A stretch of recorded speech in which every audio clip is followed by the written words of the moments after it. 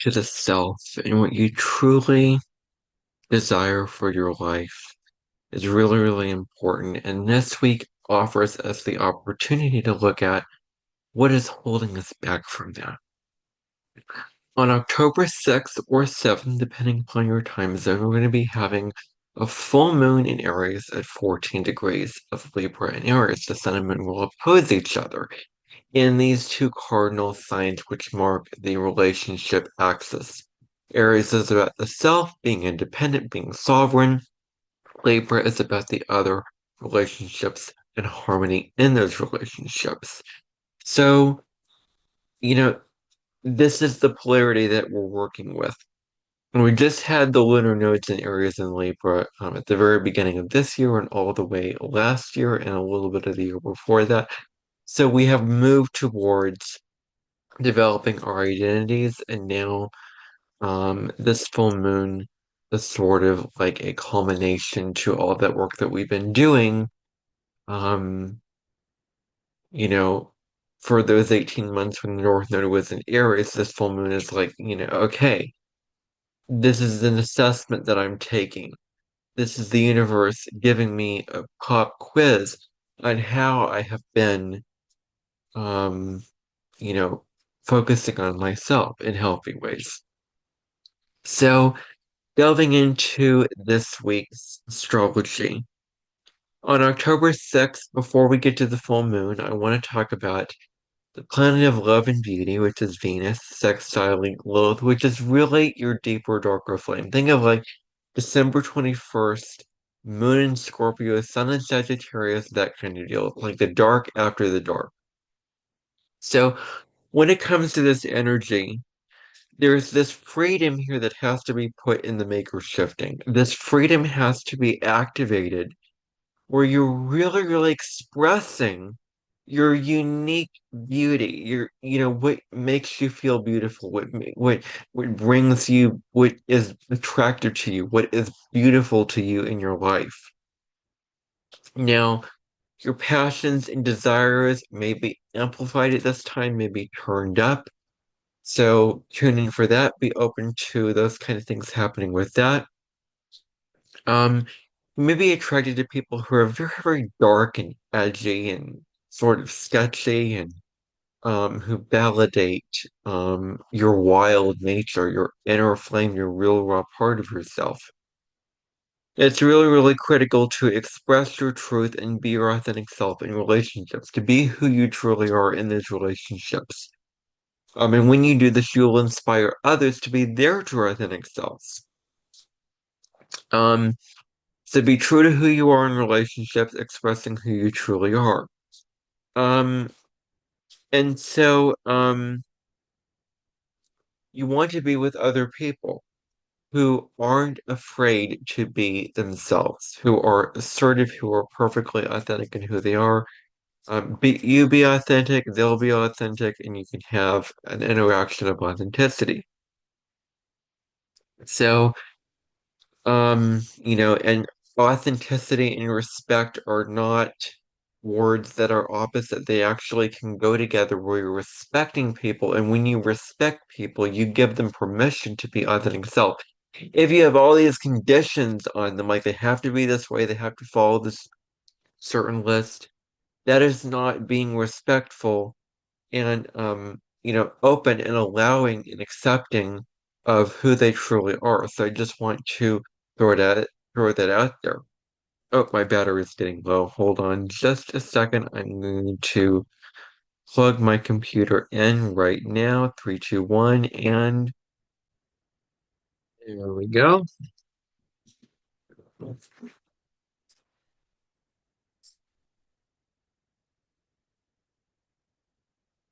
Okay, so embrace your quirks, embrace the unique parts of yourself. That's very, very critical because these unique parts that maybe you want to shut down, maybe you want to deny and disown, maybe part of you that needs integration, that needs accepting that that's there. Um, and so turn the unique qualities that you don't like about yourself into qualities you do like about yourself that are perks. Now, that's not the only thing going on in October 6th. Mercury changes signs and it's going to be in Scorpio. And keep in mind that this is going to be a longer transit because there's a Mercury retrograde happening. I think it's November 9th through 29th, where Mercury is going to start in Sagittarius. It's going to move back into Scorpio. And so I'm going to give you the dates first of all. So Mercury will be in Scorpio from October 6th through 29th, and then again retrograding back into Scorpio on November 18th, moving on into Sagittarius on December 11th. We have many, many weeks to deal with this transit. So our thoughts become more investigative. Our thoughts become deeper, and we want to get to the root core of things. We want to get to solve mysteries. There is an inherent instinctual understanding with Mercury and Scorpio. And I would also say Mars and Scorpio that life is not fair. And when life is not fair, you fight for yourself to be shining glory and for things to be less unfair. So, um, you know, and so this is about seeking the truth because people with Mercury and Sagittarius will probe, will dig deep, will seek the truth at all times. So our thoughts become more intense, more focused, more laser focused. And we can look at deeply buried emotions, at things that we've um, deeply buried, that we have not looked at very carefully, very benevolently. We can look at that. Um, so looking at those things is very important. We want deep and profound interactions with others in our day-to-day life, not the surface level, not the light and fluffy interactions, but deep, meaningful interactions. That's what we're focused on now. Um, our thoughts may be more on the obsessive side, um, where we are really being very strong in our stardoms of being, obsessive with those thoughts. And so Mercury and Scorpio people are not really surprised by much. It doesn't, not a lot shocks them because they're so accustomed to the unique and extreme sides of life. And I can attest to this because my South Node is in Scorpio. And, I find myself drawn back to crisis situations. I survived episodes, all those things. And my soul wants to break away from that and move on to peaceful, more lighter things, which is Taurus, my North Node being in Taurus. So that's some real life astrology for you to sort of nibble on. Um, and so you may be psychological when it comes to analyzing, and dedicating your time to something and observing it. Um, this is about getting to the bottom line of something, the heart of the matter, really getting to, again, the root core of it. And we can do this through our instincts. We're motivated by secrets and taboos. Mercury in Scorpio gets to the truth. It's very blunt, sharp, and unapologetic. It's very sharp and incisive. Um, this is about going deep and doing some psychological shadow work. So doing this deep work is really what we're called to do at this time. Our thoughts may be very obsessive, very consuming.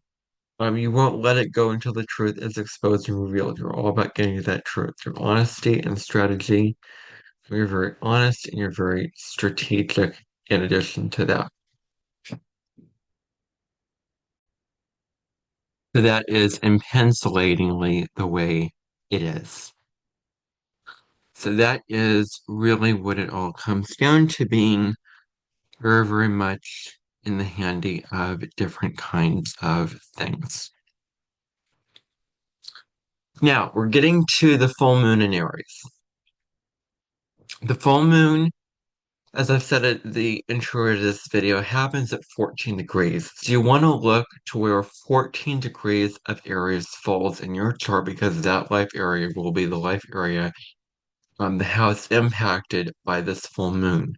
Say it's in your eighth house, then your inheritances might be a big issue, or your shadow work might be huge. Say it's in your sixth house, your health will get some like things that you're doing to yourself that are not healthy may be revealed to you, and that you may need to change things and have healthier habits for yourself. So, it all depends on the house and the life area. Um, but this full moon in general is all about coming back to ourselves, coming back to who we truly are, what we truly want, what we truly need, connecting with our needs, wants, and desires. Now, this full moon is a super moon, and it will be the first of three super moons. The next one will be November 5th, December 4th. So these three full moons are um, the supermoons. Now, this is the first lunation in Libra season. And we had the nodal reversal. So what the nodal reversal is, previously during an astrological sun sign season, we have the new moon before the full moon. But keep in mind that we had two new moons in Virgo, one on August 23rd, the other September 21st, which was a partial solar eclipse in Virgo, the only solar eclipse of the Virgo Pisces axis. So we've had that going on. We have two full moons sandwiched between each other and sandwiched between those two slices of bread with the meat and cheese, whatever goes on sandwiches, with the full moon total lunar eclipse in Pisces, the Sun and Virgo moon in Pisces. And so we had another new moon. And so now what's going to be happening is that there will be the full moon first, then we have the new moon in an astrological sign season. So that's what I want to clarify and explain to you there. So this is a supermoon, meaning that it will be closer to the Earth than it might otherwise be. It's good for farmers to plant their crops. Um, and so being in the world on your own terms, living on your own terms, marching to the beat of your own drum is really important. Anyone who restricts you and limits you from being who you truly are is not healthy for you, is not good for you, is not supportive and loving for you. You need to, it's very, very important. I don't want to sound like I'm preaching. It's very important to be around those um, who truly support you and get you and are, riding your train, supporting you being your authentic self. You are the answer. You have all the answers in you with your creativity, with your gifts, with your talents. Um, and so release what blocks you from being your authentic self. Very, very important. So if there's any limiting belief or whatever, any limiting value, now's the time to release that. Liberation is a really, really big theme. Empowerment and forward movement is really huge. Um, your impulses are ruled by Aries. What inspires you, what gets you moving is ruled by Aries. Excitement, passion, and energy are also really, really big themes during this full moon. The value of your experience isn't right or wrong. Whatever isn't defined by others' beliefs and opinions is truly authentic to you. And keep in mind that the moon is emotions and intuition. So it's important to be willing to do some shadow work during this full moon. Um, we are all beautiful indeed. That's always good to know. Examine your fears. Um, Emania, what is holding you back from living, eliminate what is holding you back from living your most authentic and inspired life. Be strong and courageous. Those are really, really big themes as well. Movement and passion is also very, very important. It's very important to make space for things that truly serve you um, as you move through your life. And you want to confront buried truths and interference and heal those things. So, October 7th, we have a very deep aspect. Mercury moves into Scorpio, and Mercury will square Pluto moving retrograde at 1 degree of Aquarius. Mercury will be in Scorpio at 1 degree. Pluto is moving retrograde at 1 degree of Aquarius. On the 14th, Pluto will station direct. So Pluto is slowing down to a standstill, preparing to go direct. So, Mercury square Pluto. You want to do some deep psychological work. You want to actively listen and empathize with what another person is saying. And what is important to practice is listening and being receptive, being open to what they have to say, responding, listen, think, respond, that kind of thing like that. What are your fears and desires driving you to do? What are they, whatever it is, examine that. And is it healthy for you or is it not healthy for you? Be gentle with yourself is always a very, very important reminder. Growth is gradual. Growth does not happen overnight. It's a whole process. You may go back. It's not linear. You may go back, take steps forward. You may go back. So growth is, responsible. So can you go the distance with growth?